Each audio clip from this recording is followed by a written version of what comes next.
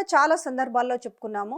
So ఉద్యమకారుడైన Etela Rajender మళ్ళీ తిరిగి సొంత గూటికేనా అనే వార్తలు చాలా సందర్భాల్లో వచ్చినాయి. ఎందుకు అనంటే ఈ కాళేశ్వరం గురించిన దాంట్లో కూడా ఆయన కూడా ఆ విచారణలో భాగంగా పిలిచినప్పుడు ఆయన ఏదైతే జరిగిందో మీరు ఒక ప్రాజెక్టు గురించి అర్థం పర్థం లేకుండా మాట్లాడొద్దు, నేను ఏ పార్టీలో ఉన్నా కరెక్ట్గానే మాట్లాడతాను, అది కేవలం ప్రజలను ఉద్దేశించి సాగునీటి కోసము కట్టిన ప్రాజెక్టు, సో దీంట్లో అవకతవకలు జరిగాయంటే మాత్రం నేను దాన్ని ఒప్పుకోను అనే విషయాన్ని కూడా ప్రస్తావించినప్పుడు సో ఈటల రాజేందర్ కేసీఆర్ గారికి ఫేవర్గా మాట్లాడుతున్నాడు, మళ్ళీ బీఆర్ఎస్ పార్టీలోకే పోతాడన్న వార్తలు చాలా గుప్పమన్నాయి ఈ వార్తలన్నీ కూడా.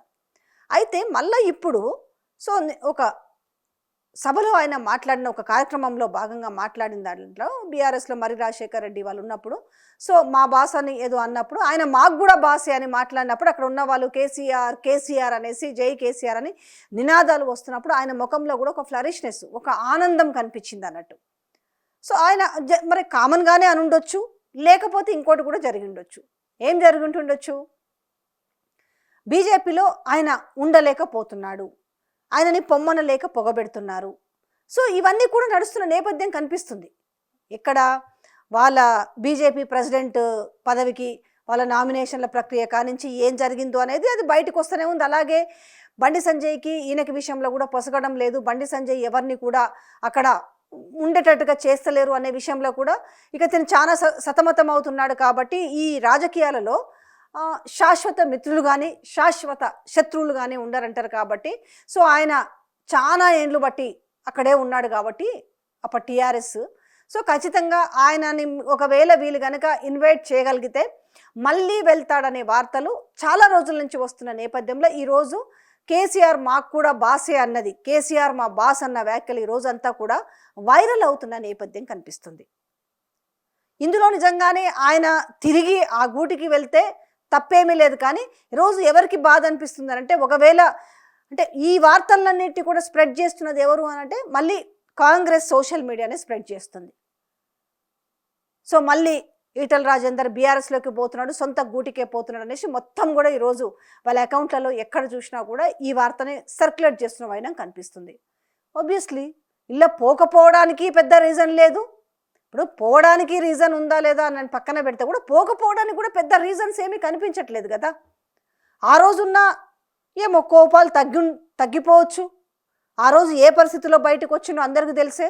ఒకవేళ ఈరోజు అవి సద్దుమణిగినాయేమో, లేదు ఇప్పుడు నేను ఒకవేళ ఏదో సాధిద్దామని బయటకు వచ్చిన నేపథ్యంలో అరే నేను అనుకున్నది ఒకటి, బయటికి వచ్చిన తర్వాత జరిగింది ఒకటి, కాబట్టి ఎందుకు నేను ఈ జరుగుతున్న ఈ రాజకీయ ప్రక్రియలో ఈ రాజకీయ క్రీడలో నేను అనుకున్నది ఏమైనా రీచ్ కావాలంటే మళ్ళీ నా సొంత పార్టీలోనే నేను ఏదో అనుకుని బయటకు వచ్చాను, కానీ ఈ బయట చూస్తుంటే నేను ఏదో ఇంతకు మించి గౌరవం దక్కుతుందేమని బయటకు వచ్చినా కానీ ఇక్కడ పరిస్థితి మరీ అధ్వానంగా ఉంది అనుకొని నాకు ఆ పార్టీ చాలా గౌరవం ఇచ్చింది, నాకు నెంబర్ 2 అనే ఒక స్థానం ప్రజల్లో నెరేటివ్ అయ్యేలాగా నేను అక్కడ ఉండగలిగాను. బట్ ఇప్పుడు పరిస్థితి ఏందని మేబీ ఆయన కూడా ఒకవేళ రియలైజ్ అయ్యి ఉండొచ్చు.